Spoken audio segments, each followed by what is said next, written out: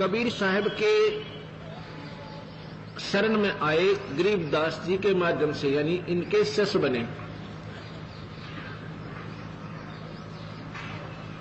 उनको एक मुकदमा चला, गरीबदास जी जा चुके थे शरीर छोड़कर,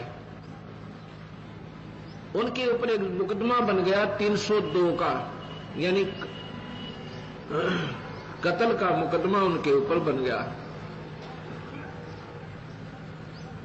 मुकदमा चलता रहा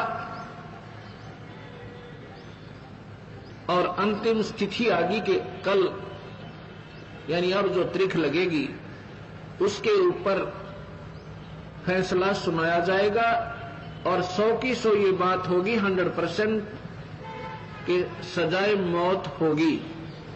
उनके वकील ने भी ये कह दिया कि अब बचाव का कोई साधन नहीं है।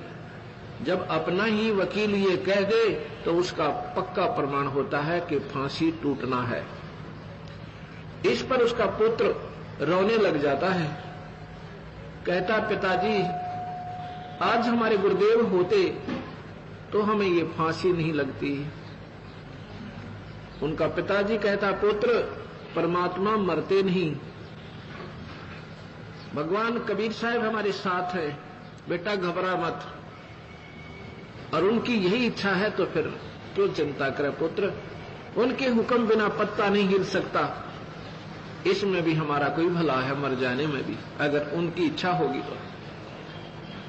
अब क्या होता है, वो निश्चित तारीख आ जाती है, कोर्ट के अंदर दोनों मुलजिम खड़े हो जाते हैं, मजिस्ट्रेट बैठा, साथ में रीडर बैठा है। मजिस्ट्रेट फांसी की सजा सुनाकर लिखकर रीडर को कहता है कि पढ़ के सुना दे इनको।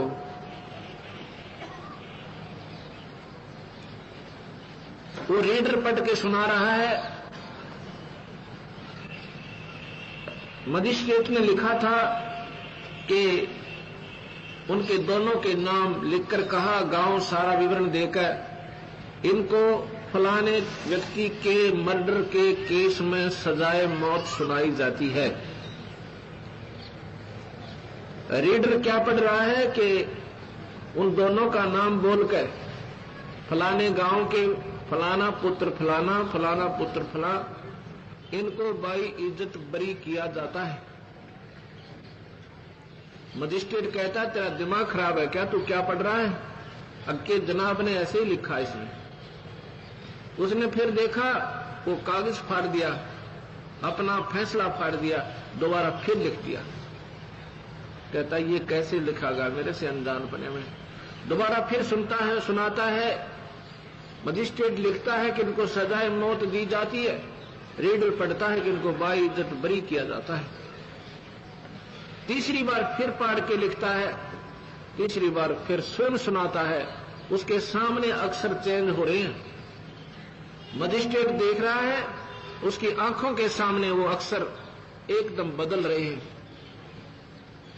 मजिस्ट्रेट ने कहा भाई तुमने किसी संत का आसरा ले रखा है कि हाँ हम कबीर भगवान के चरणों में पड़े हैं, हमारे गुरुदेव गरीबदास जी थे। कहने लगे भाई जब तुम्हें वो बरी कर रहा है तो मैं फांसी नहीं दे सकता, मेरी क्या औकात है, तुम बरी हो। बोल सतगुरुदेव की। उसी दिन से उस मजिस्ट्रेट ने अपनी नौकरी से रिजाइन कर दिया कि परमात्मा है और वो जो चाहे सो कर सकता है। कबीर भगवान में ये शक्ति है, ये कर्म के दंड काट सकता है। अन्य किसी परमात्मा में ये शक्ति नहीं है, ना ब्रह्मा में, ना विष्णु में, ना शिव में, और ना ही। पुण्यात्माओं, ये अंधेरा हटाना है। ये तभी हटेगा कि इस बार बार ज्ञान को सुनने से इस परमात्मा के बच्चे लाखों की संख्या में प्रचारक बनेंगे, समझाएंगे अपने बहन भाइयों ने, रिश्तेदारों को, सबको जा जाके इनकी उंगलियां पर रटा जाएगा। और जब ये अंधेरा नाश होगा ज्ञान का और पूरी पृथ्वी के ऊपर प्रभु का ज्ञान होगा, सभी प्राणी सुखी होंगे, यह माया की दौड़ मिट जाएगी, परमात्मा सुख देगा, आपकी बरकत देगा, हर एक चीज में लाभ देगा। ये एक दूसरे से लेना, लूटना, रिश्वत लेना, ये नरक नहीं भोगेंगे हम, ये विष नहीं खाएंगे, क्योंकि ये हमें फिर आगे जाके दुख देता है।